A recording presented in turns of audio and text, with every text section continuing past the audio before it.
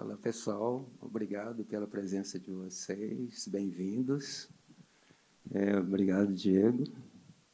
É um prazer estar aqui hoje, né? Eu estou aqui para mediar. A gente ouviu o Eustáquio nesse trabalho, que eu acho que é um trabalho monumental da arte brasileira. São mais de 3 décadas de trabalho. O Eustáquio é de Minas, de uma cidade chamada Juatuba, uma cidade pequena, mas vive hoje em dia em Diamantina. E é um dos nomes da arte brasileira que está presente agora na Bienal de Veneza, né, que é fruto de uma parceria que ele desenvolveu, inclusive com a Coio Co, que foi a curadora da Bienal dessa edição, que faleceu um pouco antes, mas o projeto dela seguiu adiante, né? Ele está presente junto com o Ayrson Heráclito, que é outro grande artista brasileiro, e Dani Lee, que também está presente nessa curadoria da Coio, não no contexto do pavilhão brasileiro, que é a representação nacional.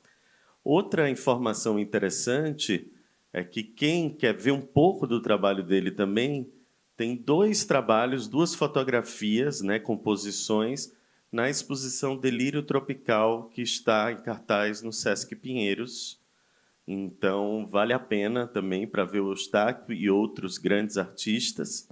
E a ocasião dessa mesa aqui na Feira do Livro, que seria interessante, também tem uma relação com a publicação recentemente lançada pelo Sesc, Edições Sesc, que é Outros Navios, né, que é o livro monográfico. Finalmente, nós temos um bom livro monográfico sobre a produção do Eustáquio, né, que abarca mais de 3 décadas de produção, né, desde começa com Arturos, que é talvez a série mais conhecida, né, a gente comentou isso antes na mesa, e hoje vai ser esse bate-papo. No final, também vai abrir para perguntas. Se vocês tiverem perguntas, vocês anotem que a produção vai me passar e a gente dirige as perguntas para o Eustáquio.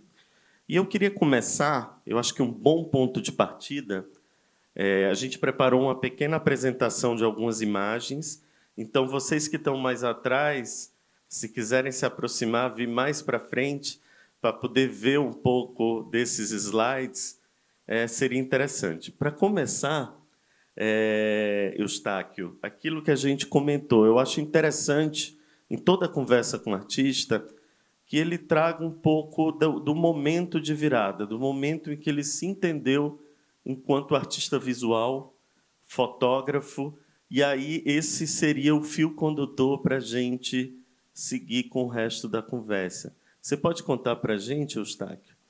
Então, eu costumo comentar, já disse isso antes, que eu queria ser lembrado como o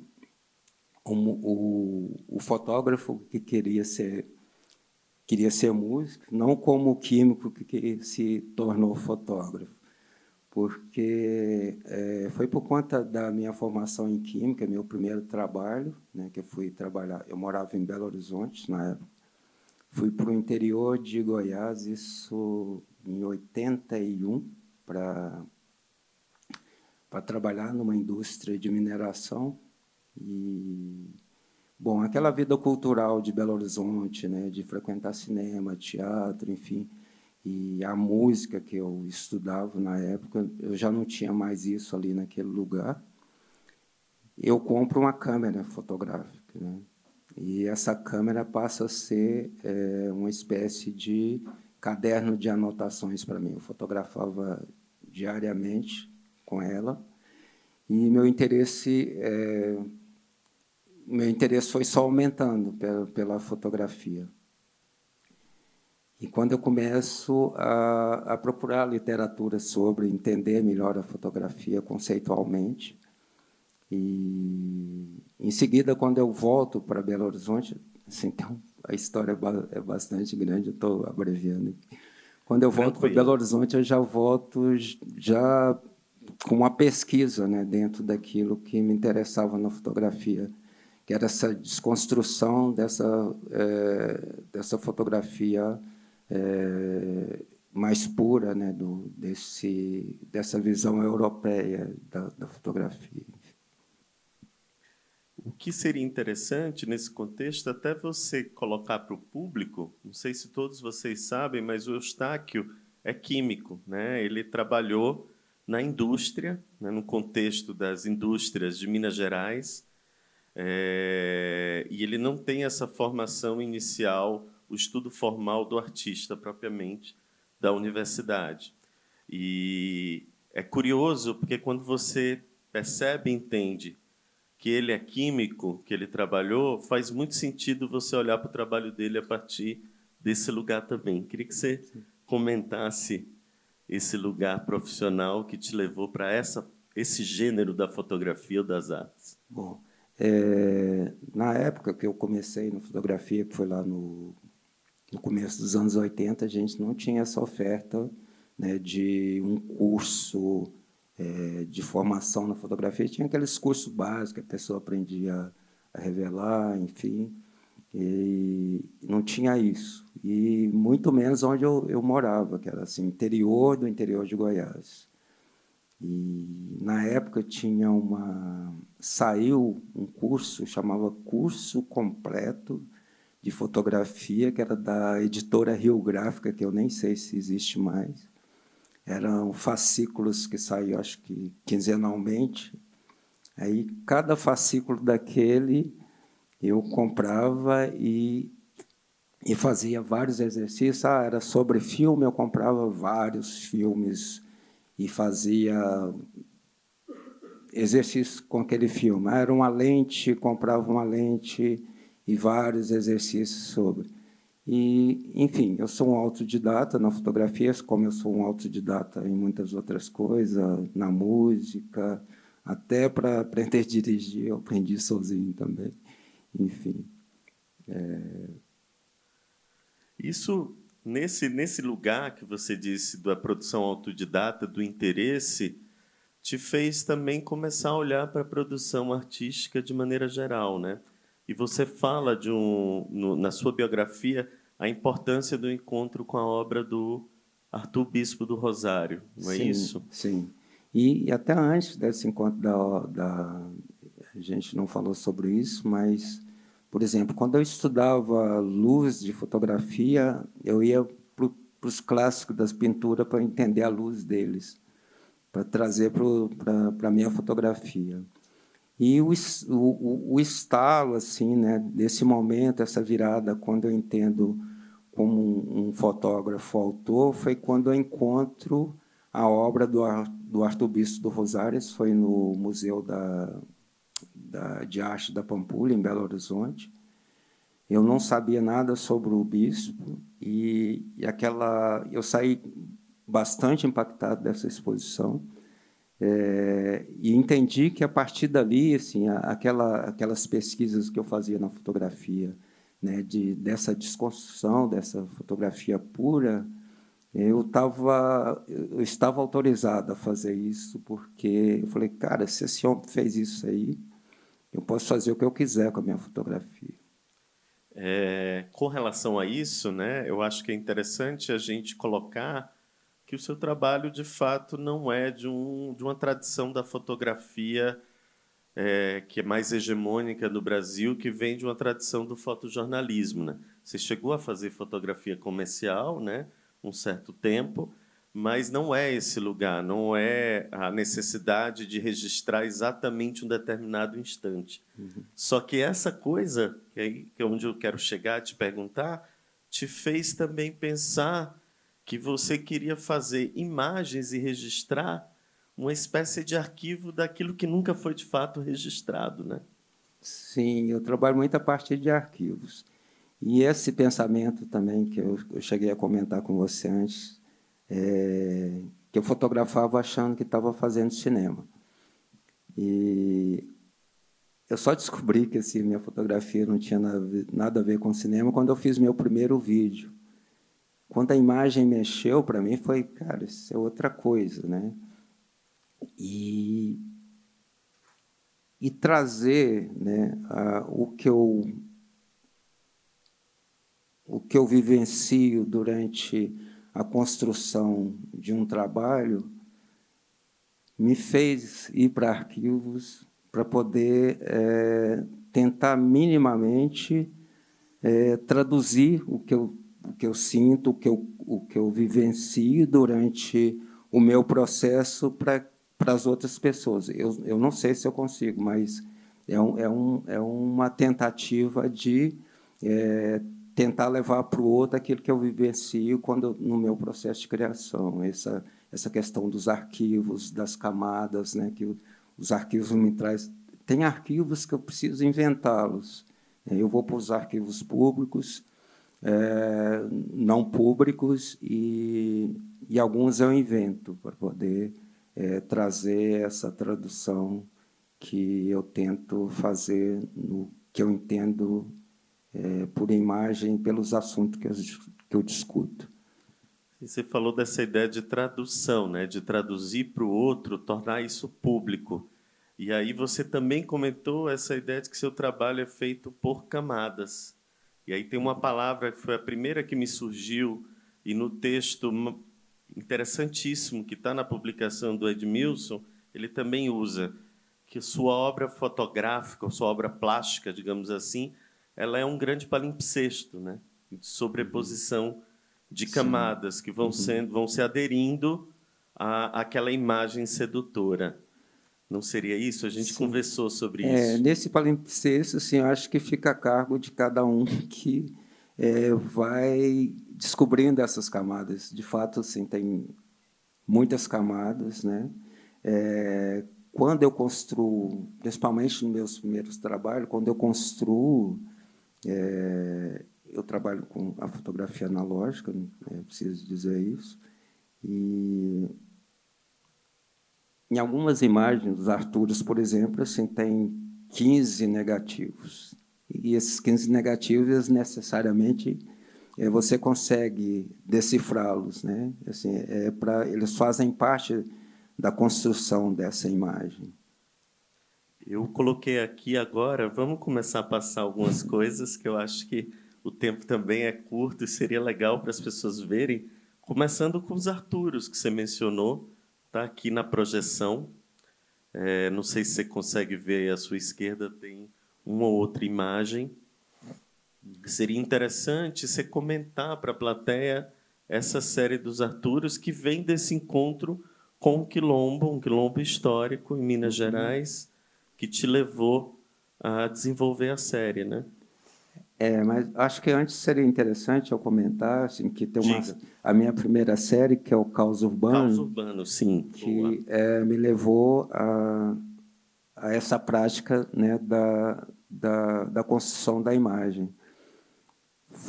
Isso foi em 91 ainda. Eu tinha oferecido em Belo Horizonte tinha um grande festival da UFMG, que era o festival de inverno da UFMG, que trazia artistas do mundo inteiro, do país inteiro, e de várias áreas, né, das artes. Eu havia feito esse festival há duas edições anteriores. A primeira foi na área da música, a segunda edição já foi como artista visual, na fotografia. E, no ano seguinte, eu ofereci uma exposição que eu não tinha nenhum trabalho, eu só tinha uma ideia, né? E, quando, sei lá, faltando uns 15 dias para acontecer o festival, me ligaram, a diretora da Belas Artes me ligou, falou assim: Eustáquio, o seu projeto passou e você traz umas imagens aí para a gente poder divulgar a sua exposição. A minha exposição foi no Palácio das Artes, que é até hoje que é uma das vitrines principal, né, de Belo Horizonte. E eu não tinha nada, assim. Então eu fui para dentro. Eu morava em Contagem, é bom lembrar isso. Eu morava em Contagem. Contagem é uma cidade industrial. E, nesse momento, em Contagem, havia uma discussão grande na comunidade civil ali sobre a poluição, né? Porque a gente era quintal de fábricas poluentes. E o tema desse festival da UFMG nesse ano era o homem e o meio ambiente. Aí eu fiz o caos urbano, pensando nessa questão da poluição e essa discussão sobre a retirada dessas fábricas poluentes que foram retiradas em seguida. E esse trabalho me projetou, assim, ele teve uma repercussão grande para a mídia, né, para o público. E no ano seguinte, eu continuava morando em Contagem, e uma pessoa me procurou por conta, ele era meu vizinho, né? E eu falei assim, não sabia que eu tinha um vizinho aqui que era um fotógrafo, me interessa fotografia.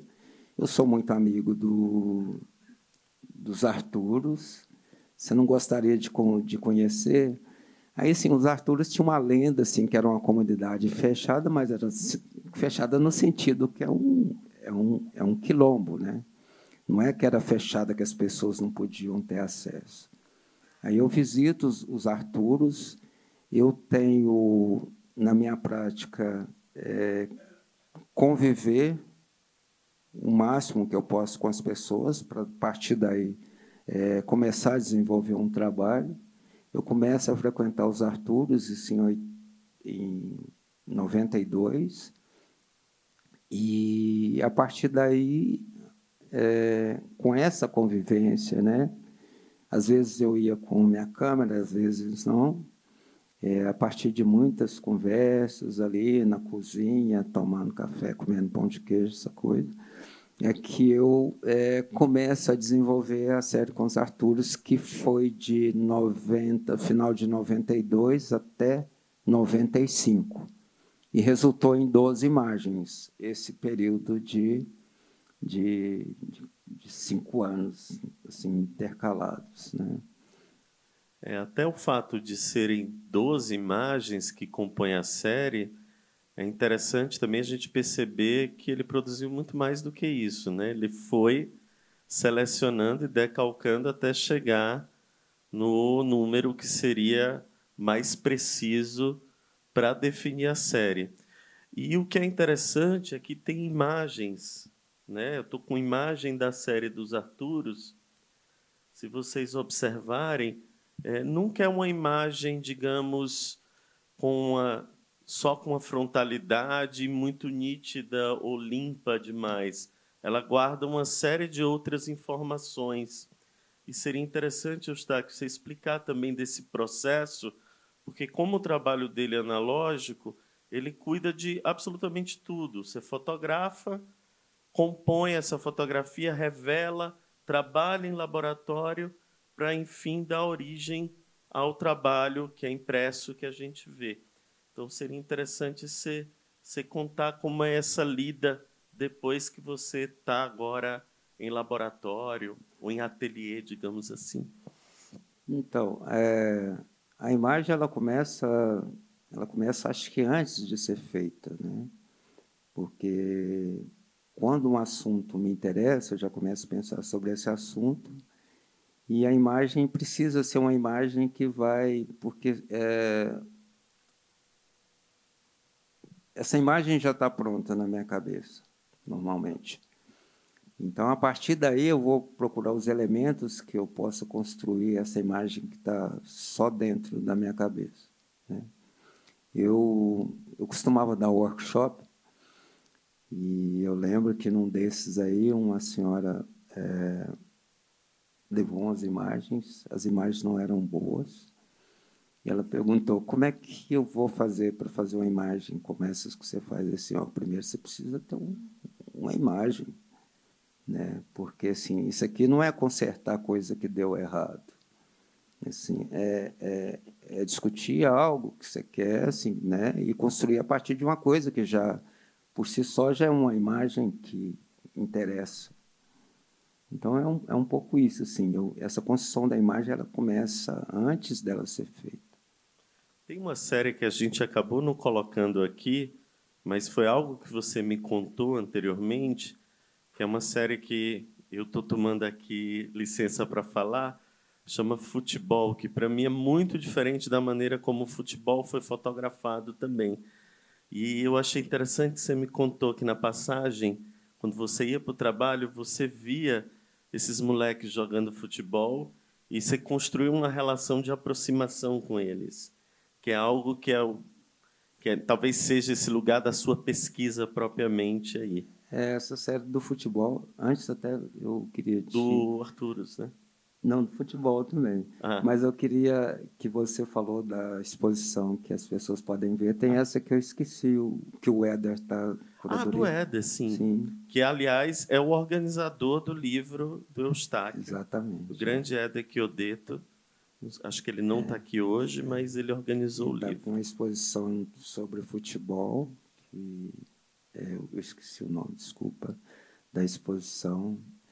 E, enfim, mas voltando... A essa lida, que você contou como foi esse encontro com esses meninos. Eu morava no bairro Santa Teresa, isso em Belo Horizonte. Quem não conhece Belo Horizonte, o bairro Santa Teresa é um bairro icônico, né, ali da capital. É de lá que saiu o Clube da Esquina, a banda Sepultura, enfim. Eu morava nesse bairro, que é bem perto do centro. Às vezes eu fazia esse trajeto caminhando, e às vezes de metrô. Quando eu fazia de metrô, eu comecei a observar os meninos que jogavam num campinho que tinha nas margens ali dos trilhos do metrô.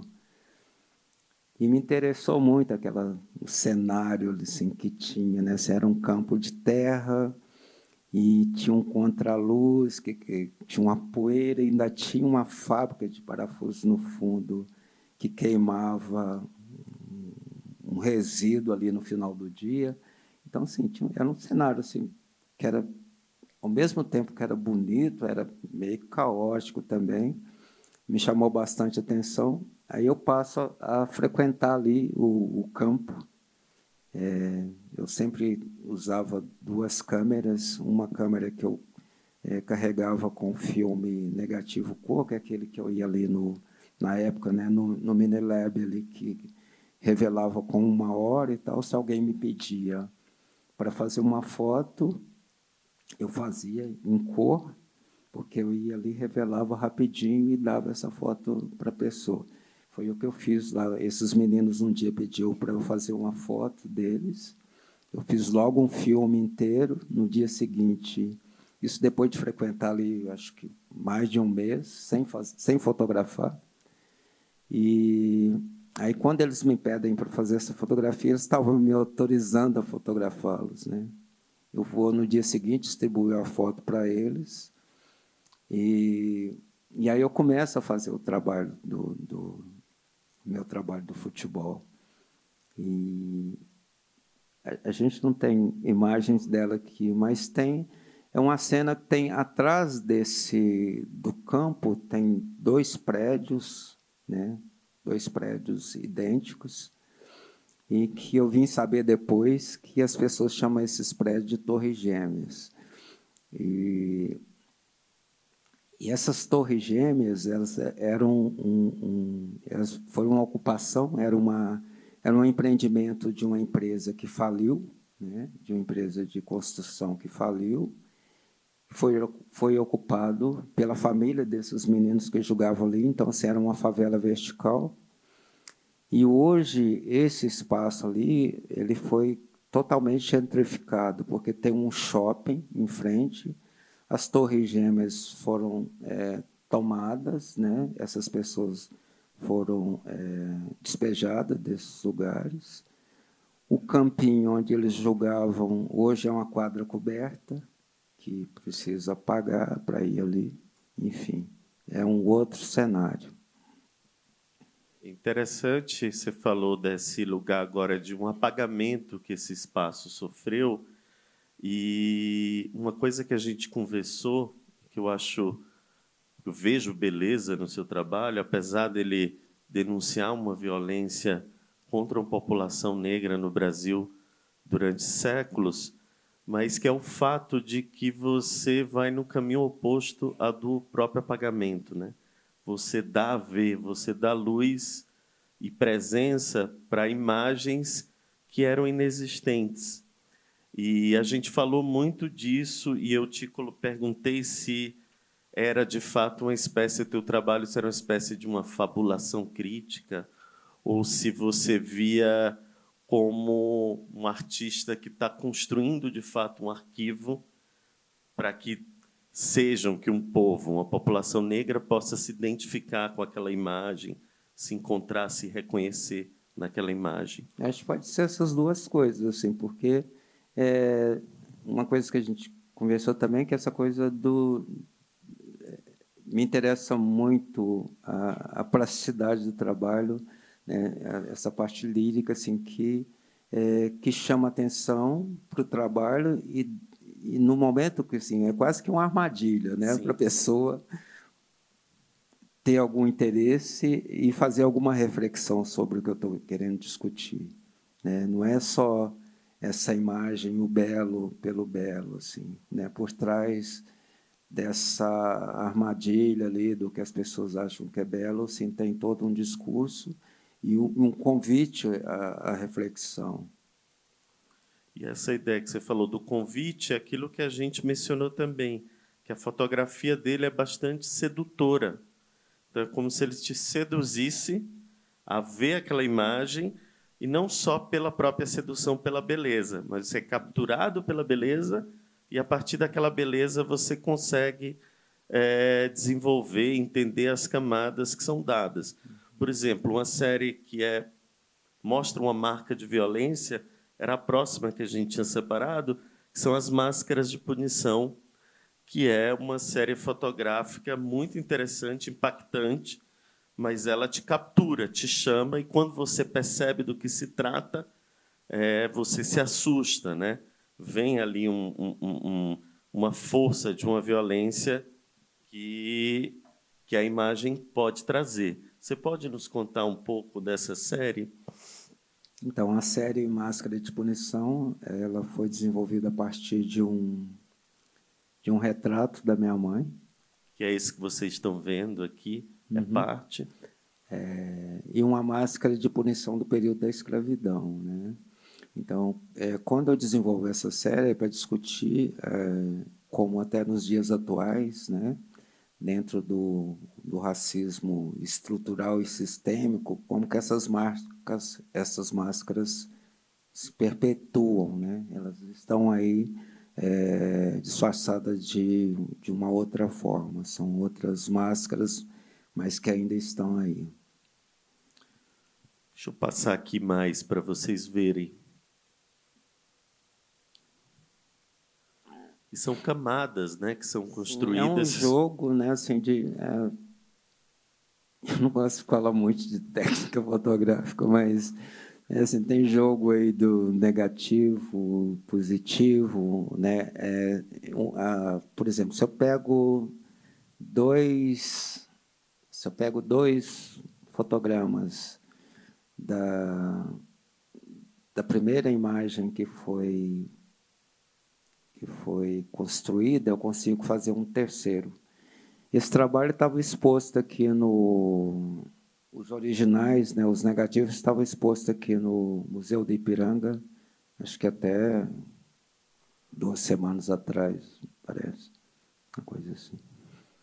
E falando dessa técnica fotográfica, eu sei que você não gosta muito de ficar falando propriamente da técnica, que pode ser chato, mas tem um dado interessante que você falou, que foi quando você se encantou pela primeira vez observando um cromo, né? Que foi uma espécie de revelação para você. E isso é parte da sua biografia e seria interessante comentar, mesmo se achando que discutir a técnica nem sempre é o mais interessante. Não, isso realmente é uma parte importante, assim. Porque normalmente um fotógrafo, né, que vem do analógico como eu, assim, as primeiras revelações que ele faz é de um filme preto e branco, né? Que não foi meu caso, assim. Como eu morava em Goiás, no hotel da empresa que eu trabalhava, eu não tinha ali uma condição de montar um laboratório mesmo se eu quisesse. E eu sabia que o filme E6, que é o cromo, né, que você pode fazer em condições que não exigem muita coisa, um quarto escuro e tal. Chama E6 porque são 6 etapas de revelação desse filme. E eu fiz um filme desse de slide e resolvi a revelar o filme. Entrei debaixo de uma coberta para colocar o filme dentro do espiral ali, que é a única parte que ele não poderia ver luz. Aí começam as outras etapas. Aí chega uma etapa que chama revelação da cor. Na revelação da cor, você pode ver a imagem se formando no filme, né? Só que, assim, são, acho que, de 30 segundos a 1 minuto. Aí você tem que passar para o próximo banho. Mas o meu encantamento foi tão grande que eu fiquei uns 5 minutos andando com aquele filme. Ou seja, eu não revelei o filme, né? Não consegui revelar o filme por conta do meu encantamento com a imagem, com a formação da imagem. Só que aí, a partir dali, você começou a experimentar nesse laboratório, né? Sim, a partir daí já começa. Assim, eu já experimentava já na câmera, né? Assim, já fotografava tanto assim que quando a minha fotografia ela era subsidiada pelo químico, né? Então, assim, eu tinha um salário que eu podia gastar com a fotografia, que era muito cara. E quando eu abandono essa minha profissão de químico, né, que daí assim o fotógrafo que tinha que bancar, a minha situação começou a ficar meio difícil, assim, né? E aí eu tinha que buscar estratégias, né? Eu tinha que buscar estratégias para poder sobreviver como fotógrafo. Eu não sei se eu te contei isso, mas eu tinha 2 heterônimos, que esses heterônimos eles fotografavam completamente diferente de Eustáquio Neves, né? Que assim eu peguei meu nome completo, que é José Eustáquio Neves de Paula, peguei o José e o Paula e fiz um Zé de Paula, e peguei só o Paula que só fazia fotos urbanas e chamava Paula Urbano, que era um sobrenome feminino, que era um heterônimo feminino, e eles vendiam, né, cartões assim, com essas fotografias que eu fazia na cidade e tal. E eu vendia um preço mais acessível, era vendido em café do cinema, em algumas livrarias em Belo Horizonte. Mas eu achava que eu precisava preservar o trabalho do Eustáquio Neves, que algum dia poderia, né, ter algum valor e tal. Não era um trabalho que eu queria colocar no mercado, assim. Até essa ideia de colocar no mercado, como você colocou, hoje, você não tinha me contado isso antes, você contou hoje que logo que viram o seu trabalho pela primeira vez, alguém que viu e que amou o seu trabalho, gostou muito, e você também ficou um pouco incomodado com esse lugar de como assim conseguiu gostar muito do meu trabalho? Não, não foi exatamente na primeira Como vez. foi? Não, foi um pouco adiante. Não, foi um pouco mais adiante. Assim, nessas alturas eu já tinha passado por alguns eventos e tal. Inclusive, isso foi nos Estados Unidos, foi quando Em Houston, né? em Houston eu já tinha uma galerista ali. E ela fez uma individual minha, assim, que teve uma resposta de público, de crítica, assim, muito positiva, né? E aquilo me incomodou muito, assim. Então, o meu trabalho tem um corte ali, assim, quando eu começo a... Não, agora eu vou fazer outra, vou fazer uma coisa diferente, porque as pessoas não podem gostar tanto assim do trabalho de um... E, a partir dali, assim, tem esse corte que meu trabalho muda, né, bastante. E falando disso, tem algo também que você me conta do seu trabalho, da sua maneira de trabalhar, que é um processo muito solitário. Quando a gente se conheceu, eu achei que você tinha assistente, alguém trabalhando, e você falou, não, sou eu comigo mesmo sempre. E é um processo solitário, né? Eu queria que você contasse um pouco desse contexto de trabalhar, desse contexto de solidão do trabalho. Assim, eu chamo de equipe de um homem só, né?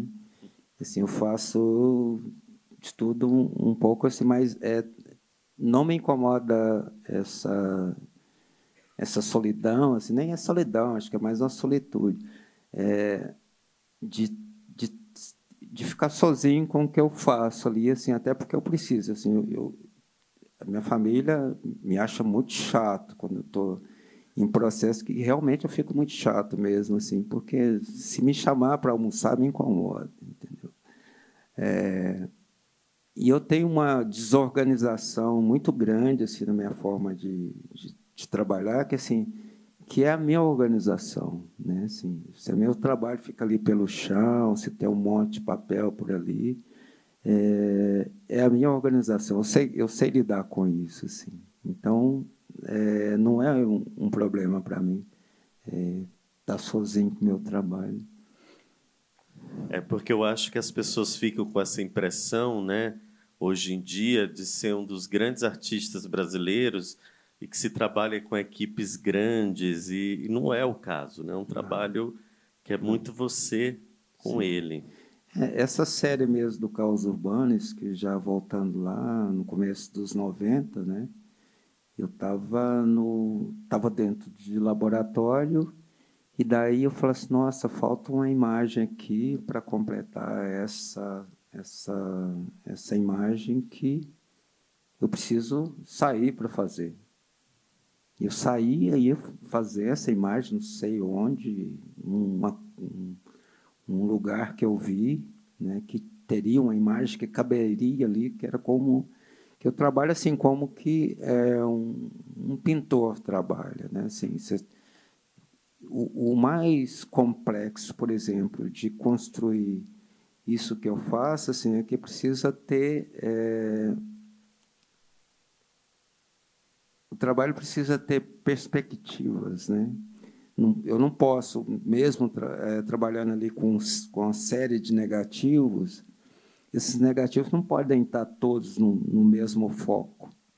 Eu tenho que criar um primeiro, um segundo, um terceiro plano até o infinito. Então, assim, tem fotos minhas que tem que ser desfocada, a proporção precisa fazer sentido com a imagem que está, com a imagem principal, enfim. Uma série de coisas que eu tenho que pensar que tá tudo aqui dentro da minha cabeça, né? Você também, por exemplo, é como uma pintura mesmo, assim, você põe uma imagem, guarda esse papel, pega o papel de novo para a segunda imagem, você tem que preparar o tempo dessa imagem, a proporção dessa imagem, o foco que essa imagem vai estar, né? E no começo eu só tinha um ampliadorzinho e tal. E hoje eu faço, quando eu vou fazer isso, raramente eu faço, mas assim, eu trabalho já com 3 ampliadores, cada um fica com um negativo. E quando eu fiz a primeira série, que é o Caos Urbano, que as pessoas já achavam bastante interessante, inclusive eu gostava muito, eu ganhei uma bolsa, isso foi em 97, eu ganhei uma bolsa que eu fui para Houston, fiquei ali 2 meses produzindo. Eu não sabia que o meu trabalho podia chegar na qualidade técnica que ele chegou, porque assim, eu tinha um super laboratório, né? Eu nunca tinha entrado num laboratório que nem aquele. Assim. E, enfim, aí quando eu volto, assim, já volto preocupado, cara, eu tenho que ter um equipamento melhor para fazer essas coisas. Mas pensando nisso, nesse lugar, eu acho que assim, séries foram sendo construídas ao longo dos anos, né? Eu queria até mostrar um pouco mais, que eu fiquei preocupado agora com o nosso tempo, que a gente... E uma das séries que a gente tinha separado, que era uma série que eu conhecia muito pouco, que é O Encantador de Almas. Se você pudesse contar, ela está separada aqui, já vou passar, e ela tem uma história bem interessante, anterior, até você encontrar o Crispim, né? Que é essa figura que está no Sim. trabalho. Então, o Crispim é de um remanescente quilombola perto da região onde eu vivo, que é Diamantina, mas ele está no município do Cerro. Eu tive um primeiro contato com esse remanescente quando eu fui a primeira vez para visitar, foi eu e o Edmilson de Almeida, né? O Edmilson estava fazendo uma pesquisa sobre Banto, e eu queria só conhecer.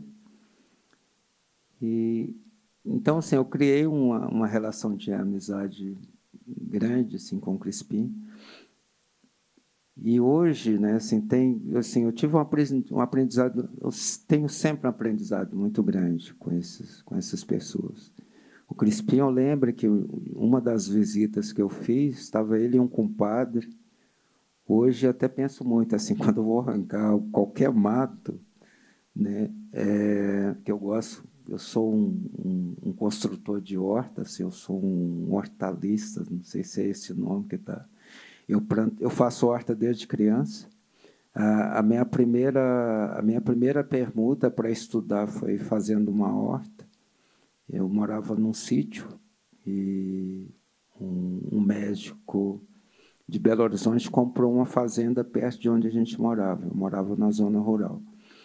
E ele saiu visitando a vizinhança, chegou até a nossa casa e ficou encantado com a horta que tinha ali.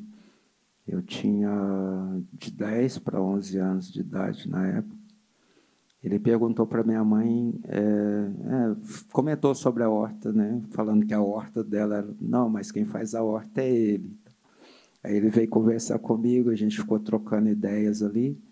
Ele falou assim, e aí, você está em que série da escola? Estou no meu último ano. No próximo ano, eu gostaria de fazer, na época a gente chamava de ginásio, né? Eu queria entrar para o ginásio e tal. Aí ele falou assim, mas onde é que você vai estudar aqui? Aqui em Joatuba, né, que era onde eu nasci. Aqui, não, eu falei assim, aqui não tem na cidade vizinha. E aí tinha que fazer uma admissão, na época era tipo um vestibular para você se ingressar ali no ginásio.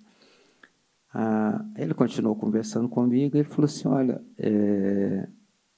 se eu pagar essa admissão, que era particular, se eu pagar essa admissão para você e o seu deslocamento, né, para você estudar nesse lugar, você faria uma horta dessa para mim? Aí, na hora, eu topei, então, assim, foi isso, eu comecei a estudar, assim, né, e o mais interessante, assim, que ele confiava em tanto em mim, né, e eu sempre gostei muito, eu nunca tive problema com desafios, né. No ano, ainda nesse ano, eu já fazendo ali essa admissão, eu falei assim, Eustáquio, eu andei aqui na Redondeza e eu vi que tem uns meninos que não têm acesso à escola, que moram muito longe e tal. E só hoje eu sei que essas crianças era de um quilombo que era muito além de onde eu morava, que era os Borges, né? E ele falou assim, será que o que você acha da gente montar uma escola aqui para esses meninos? Você daria aula para eles? Eu tinha 11 anos, eu falei assim, claro. Aí eu ia ser o professor. Mas só que, em seguida, minha mãe me mandou para morar com a tia em Belo Horizonte, e foi lá que eu continuei meus estudos. E eu não cheguei a ser professor dessas, mas ele já tinha feito os bancos, já tinha levado o quadro, Enfim. Mas voltando ao assunto aqui do Crispim, tem um vídeo, né, que eu fiz do Crispim. Quando eu comprei minha primeira câmera de vídeo, eu falei assim, vou lá conversar, ele é meu compadre, vou lá conversar com o compadre e testar essa câmera. E só que, assim, eu chegava lá, o Crispim mandava o filho dele buscar uma garrafa de cachaça no Alambique, porque lá, assim, nesse quilombo, assim, é um processo ali como chama isso? As pessoas, cada um planta, né, e troca o excedente. Eu esqueci o nome para isso. Era uma coisa assim. Então, assim, tem o cara que planta a cana, o cara que planta o milho troca lá com o outro que tem o moinho, né, assim, uma porcentagem, enfim. Quem produz feijão troca com o outro, enfim. E ele plantava a cana e tinha o alambique, que uma pessoa que fazia a cachaça, e sempre que eu chegava lá, ele ia lá, buscava uma garrafa de cachaça, a gente ficava ali trocando ideia e bebendo cachaça. E esse dia a gente bebeu quase uma garrafa de cachaça. E eu fazendo um vídeo dele. Então, assim, o vídeo ficou todo errado. Assim, quando eu ligava a câmera, eu estava desligando, né? E quando eu desligava, eu estava ligando. Assim, então, ficou mas acabou que deu um vídeo interessante, assim, né? Então, assim, o Crispim ele era o encomendador de almas. O encomendador de almas é quando uma pessoa na comunidade ali morre, né? Ele que sabe os cantos e as rezas, que está ligado aos viçungos, né? Que é para elevar a alma dessa pessoa para o outro plano. E, enfim, e ele não era uma pessoa assim aberta que fazia esses cantos para todo mundo, sim, ele fazia muita questão de fazer isso para mim, né? Então tem algumas das gravações assim, e isso aqui é uma parte desse trabalho transformado em 2D, né, para discutir sobre essa questão, assim, né? Seria interessante você dizer o tamanho, o formato, porque aqui a gente não está no... Então, eles Aparece pequeno. são dípticos, né? Assim, traz muito essa questão disso que eu falei, né? Assim, da que produz, assim, essa espada representa o que ele era, além desse encomendador. Ele era a pessoa que, dentro ali do cortejo, né, das festividades do Rosário, né, que é a Nossa Senhora dos Pretos, ele sai à frente do cortejo com essa espada, como que abrindo o caminho, né, para o cortejo que está vindo com a santa atrás, né? Então, ele era essa pessoa. Sobre formato, né, esse formato aí, ele é mais ou menos 70 por 45. São dípticos, né? São todos formados por dípticos. Tem mais aqui. Tem esse que não é um díptico, que essa é uma sobrinha do... E essa foto é bastante interessante, assim, porque nessa região, né, diamantina, as pessoas, a gente sabe que a extração do diamante é bastante importante para essa região economicamente. E tem um período assim que hoje não tem mais esse grande garimpo, nem a ocorrência de tanto diamante, mas que tem uma prática que chama os faiscadores. Os faiscadores são garimpeiros que vão revisitar garimpos que já deram muito diamante. Às vezes a pessoa fica ali 1 mês, 3 meses, até 6 meses e consegue tirar ainda uma pedrinha de diamante. Mas tem um período certo para poder garimpar, que eles entendem, né? Assim, período das águas e tal. E nesse período que não se garimpa, né? Porque ele não tem essas águas para facilitar para ele a lavagem desse material, né, bruto, que vai talvez chegar até um diamante, aí eles vão recolher na natureza essa flor que está dentro da bateia ali, que é um instrumento de garimpo, que é uma flor chamada sempre-vivas, né? Essa flor ela é exportada, ela tem um valor econômico agregado interessante, assim. Então, assim, quando eles não estão garimpando ou cuidando de alguma plantio, eles estão colhendo essa flor, que é sempre-vivas. O que eu acho que é importante a gente perceber é que, de fato, quando a gente ouve o Eustáquio falar do trabalho que ele desenvolve, ele conta certas histórias que ficaram à margem, né?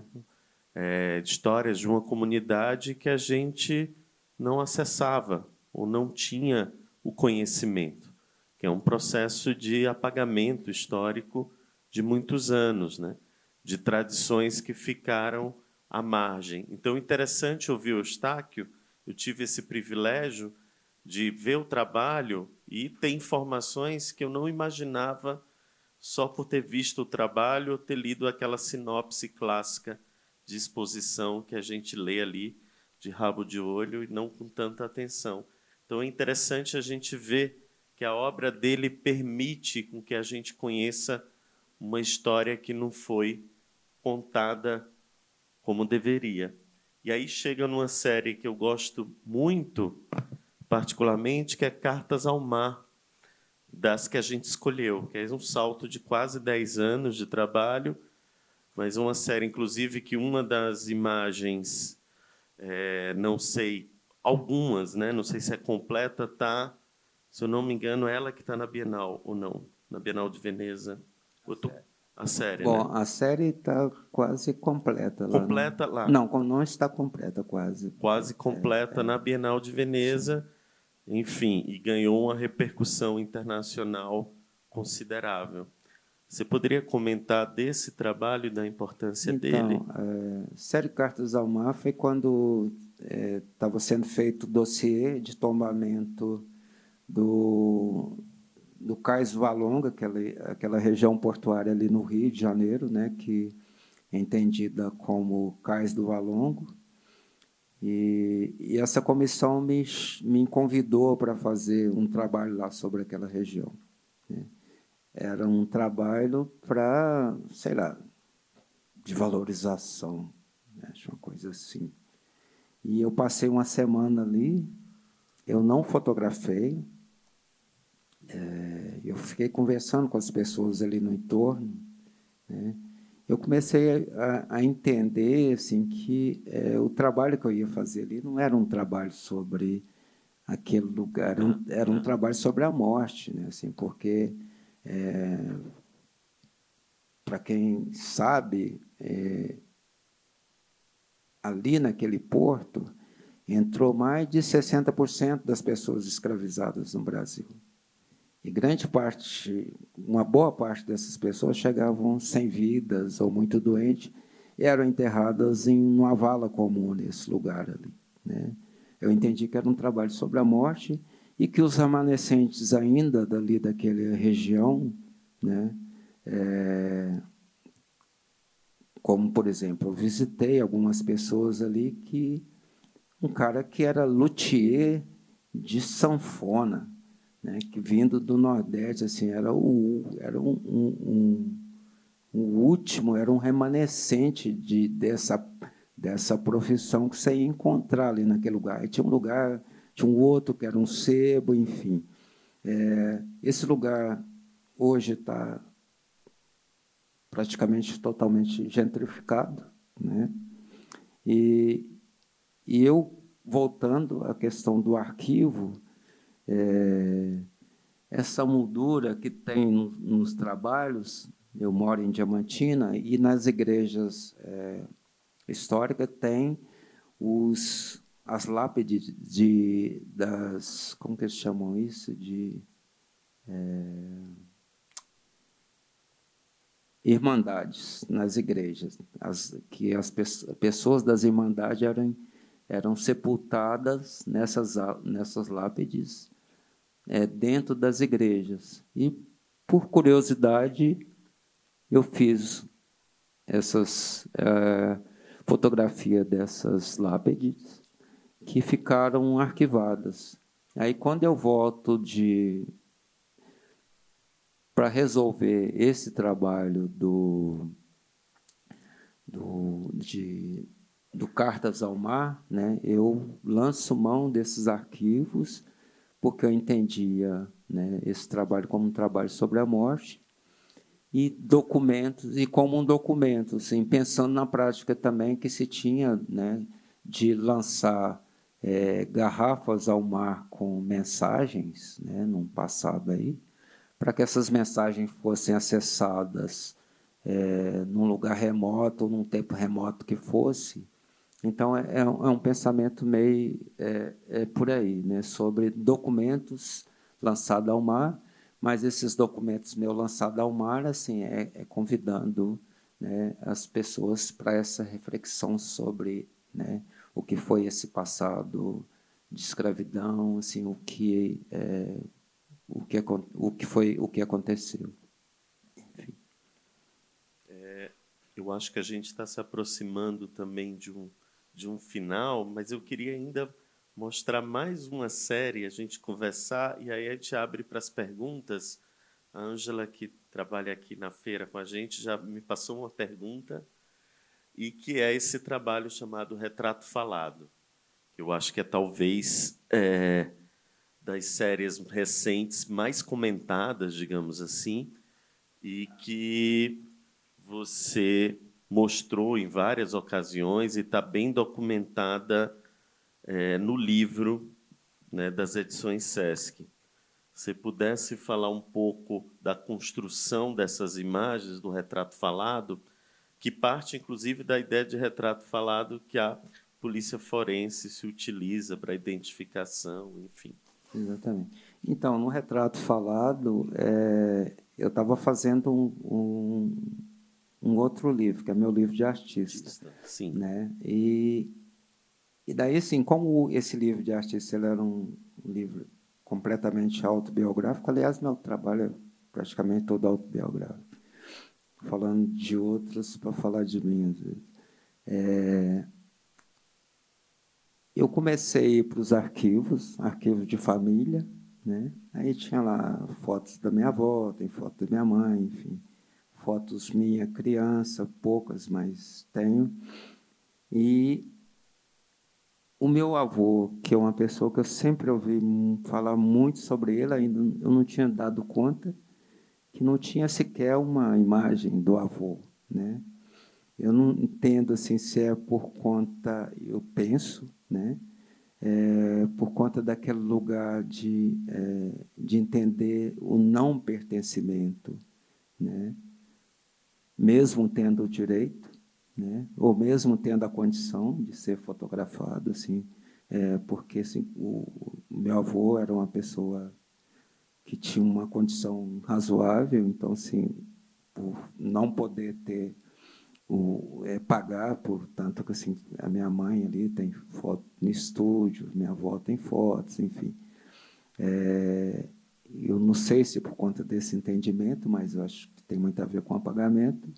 Esse avô não tem foto. E essa série, por acaso, tem uma imagem que poderia ter sido a única foto do meu avô, que é uma foto da minha avó que está cortada ao meio e que tem uma mão no ombro esquerdo dela, né? Assim, eu imagino que isso poderia ser a mão do meu avô.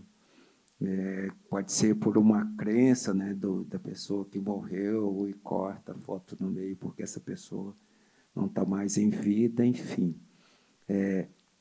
Então, esse trabalho ainda seria, eu posso dizer que é um trabalho sobre apagamento, sim. Sabe? Essa ideia de apagamento, eu acho que transparece, para mim, pelo menos, em tudo que você propõe, de fato, a apresentar, né? Principalmente nessas últimas séries que você ou se utiliza de imagens ou de não imagens que dizem respeito à sua própria história. Exatamente. E esse avô eu tive que inventar, né? E a série ela é construída a partir de um avô inventado ali, porque pensando nessa ideia do retrato falado, né, dessa prática, né, que é de uma coisa de polícia, né, que, enfim. Bem, pensando aqui no tempo que a gente ainda tem, que é pouco, eu queria ver se abria para as perguntas, e vocês podem mandar para a gente as perguntas aqui e me entregar. Tem um pessoal ali no canto, vocês podem anotar que eu faço a pergunta para o Eustáquio. Aqui, a primeira que eu já tenho em mãos é da Ângela, que trabalha aqui na feira, que ela me passou, e a pergunta é o seguinte: percebemos que muito das suas séries vêm para contar histórias. E aí ela pergunta: o quanto do seu trabalho é de fato contar histórias? Somente por fotos ou é contada somente pelas fotos é contado o suficiente ou as imagens começam uma conversa posterior? Eu acho assim que as imagens é para puxar uma história, né? Eu costumo dizer que eu sou um escutador de história, inventor de imagens. É isso, assim, eu gosto de compartilhar a história, assim, eu gosto de contar a história, apesar assim que hoje eu falo, mas eu sempre fui uma pessoa muito tímida que praticamente não falava. Eu levei muito a sério essa coisa que minha mãe falava para não falar com estranho, então não falava com ninguém. E, obviamente, indo para um outro lugar, que é algo que eu esqueci de te perguntar, eu acho que vai interessar o público, é a sua relação com a música. Eu sei que eu e o Caio, a gente compartilha, né, desse mesmo interesse. E eu sei que você teve uma proximidade com a cena punk, inclusive. Sim. Você estudou música também, então você estudou música, não teve a formação completa, formal, mas estudou música propriamente, tem uma erudição em música aí em ti, e eu queria que você contasse um pouco isso para o público, né? Então, assim, na música eu sou uma pessoa bastante eclética, né? Porque o fato de eu morar em Contagem uma boa parte da minha adolescência e como assim Contagem é uma cidade industrial, né? E,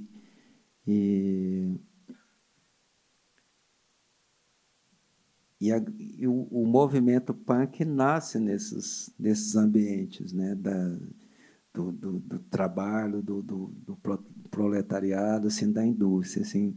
E a cena do punk era muito forte ali, né, onde eu morava, né, tanto assim que uma das principais bandas punk não era de Belo Horizonte, era a Banda do Lixo, que era a banda de uns amigos meus, né, e eu andava muito com essa galera, assim, às vezes eu não era exatamente o cara punk da música, mas em alguns momentos a gente tocava junto, né? Tocava outras coisas junto.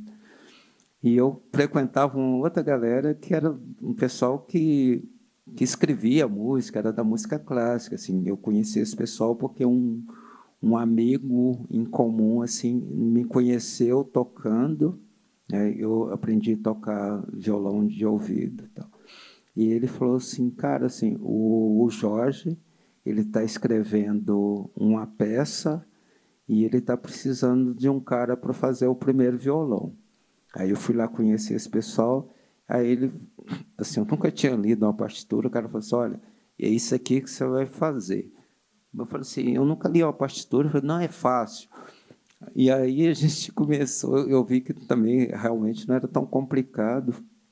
Hoje eu acho que eu soletro uma partitura, mas assim, eu comecei a aprender partitura e tal, para poder tocar junto com essa. Mas aí tinha esse trânsito meu, sim.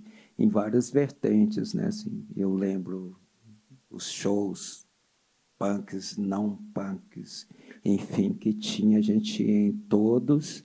Eu cheguei a ser conhecido como o cara do pão, porque eu levava uma sacola de pão para os shows e distribuía ali para a galera que estava no meu entorno. A primeira vez que eu levei pão, os caras falaram assim, não é pão. Assim, sei que na altura do show, que atrasavam para caramba, todo mundo queria comer pão. Vamos aqui mais para perguntas do público, que está chegando ao fim. Tem mais duas perguntas aqui, tá? Bom. Uma que diz o seguinte: Eustáquio, o que você pensa sobre a produção da imagem digital? O digital entra de algum modo no seu processo? Mariana, que está na plateia, que fez a pergunta. Então, eu não tenho preconceito com nenhum meio, assim, né? É sempre para mim mais uma ferramenta, né? Que pode ser nossos aliados, assim. Por exemplo, quando eu vou para o vídeo, eu vou para o digital, mesmo desenhando, pintando. Que imagem, para mim, por exemplo, tem textos que pode ser imagem, tem imagens que pode ser texto. Então, misturar mídias, para mim, me interessa bastante. Na minha fotografia, eu não faço isso, mas tem a saída digital, né? Antes eu fazia séries. Se eu fazia uma série, eu tinha que ir para o laboratório, tentar reproduzir essa primeira imagem que foi construída, que quase sempre saía uma imagem parecida e que não deixava de ser uma imagem única, porque ela era só uma ideia daquela primeira imagem que eu criei. E com o advento do digital, hoje eu faço um arquivo que caiba no meu scanner e aí eu abro uma tiragem. Uma outra pergunta aqui, que volta para a ideia do palimpsesto, que a gente mencionou, do Renato Lopes. Ele pergunta: a ideia do seu trabalho como um palimpsesto, com a sobreposição de imagens, me fez lembrar o universo onírico. Os sonhos povoam seu processo criativo? Acho que totalmente. Assim, não deixa de ser. E até eu falo, eu sou muito fã de cinema, né? Então, Tarkovsky é um cara que me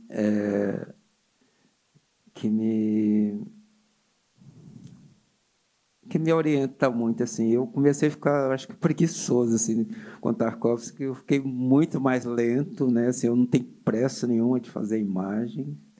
E, enfim, é uma escola para mim. É legal essa do Tarkovsky, poderia dar um novo momento para a conversa. Né? Eu poderia, enfim, a gente ir para um outro caminho. Mas eu vou aqui continuar com as perguntas, que se chegaram mais duas, eu acho que é importante fazer. A Ângela me diz até o momento que eu posso ir.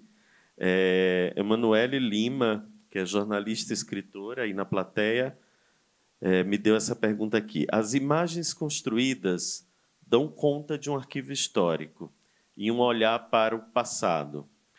Como você vê a documentação do hoje, da contemporaneidade negra e os seus desafios?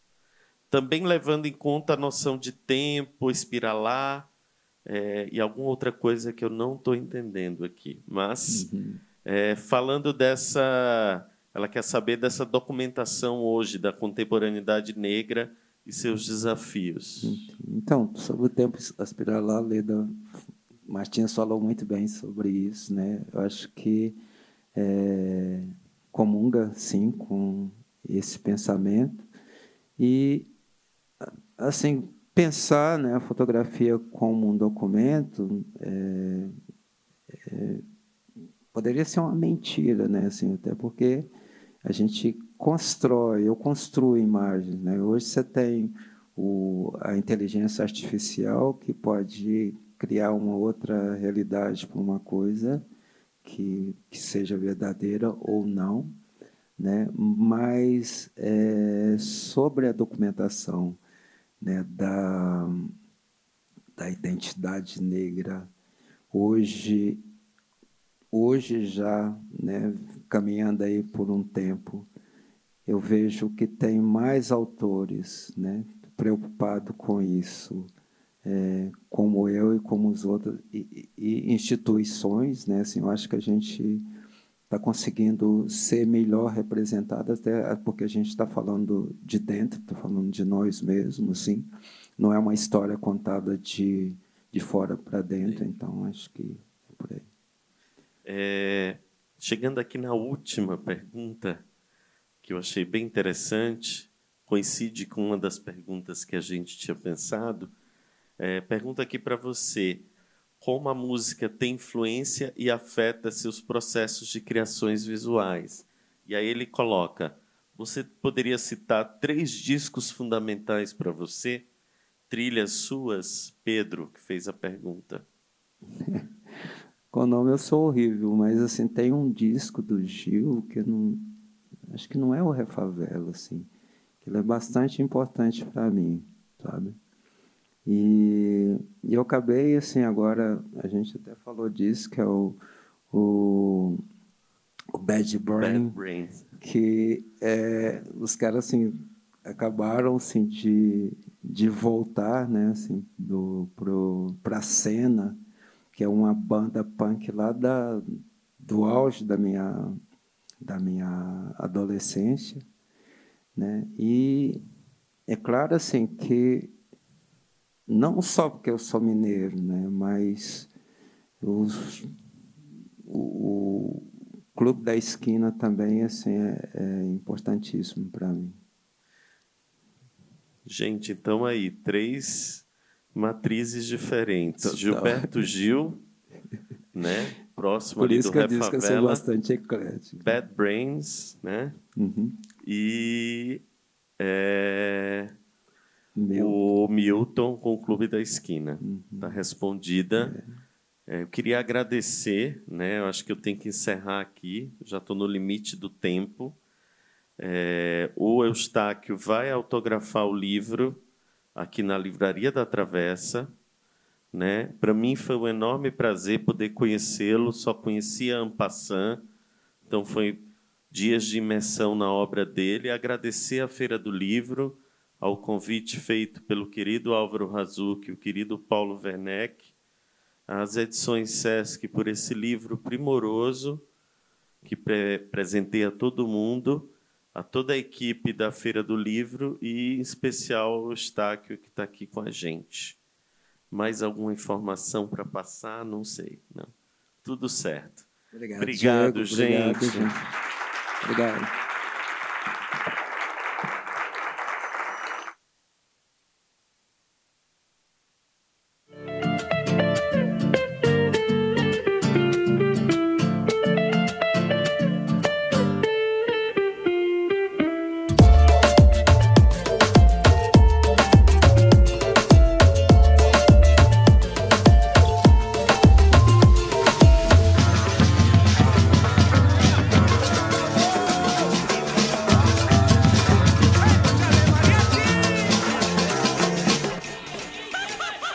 Sejam todos e todas bem-vindos à Feira do Livro 2026. A Feira do Livro é uma realização da Associação 451, da Maré Produções Culturais e do Ministério da Cultura por meio da Lei Rouanet. Patrocínio: Mercado Livre, Motiva e Prefeitura de São Paulo na categoria Ouro. Itaú e Laranjinha Itaú na categoria Prata. Apoio: Pinheiro Neto Advogados, Instituto Ibirapitanga, Enjoei e Companhia das Letras. Parceria institucional: Livraria da Travessa, Mercado Livre Arena Pacaembu, SP Livro e Museu do Futebol, junto à Secretaria da Cultura, Economia e Indústria Criativas do Estado de São Paulo. Apoio institucional: Embaixada da França no Brasil, Instituto Camões, Arco Educação, Ministério das Relações Exteriores do Uruguai, Instituto Ramon Llull, Gráfica Viena, Chambril, Quiro, Frida e Mina, Inside by Meliá São Paulo e Higienópolis, Ernesto Tzurnik Advocacia, Ecoar, Arpa, Ovo e Bubu Restaurante. Parceria de mídia: 451, Folha de São Paulo, UOL, TV Brasil, Rádio Nacional, JCDecaux, Piauí, Carta Capital, Mídia Ninja, Nexo, Gama e Publish News. Acompanhe a programação e cobertura completa da Feira do Livro 2026 no site da revista 451 e também nas nossas redes sociais, @a Feira do Livro. Viva o livro brasileiro!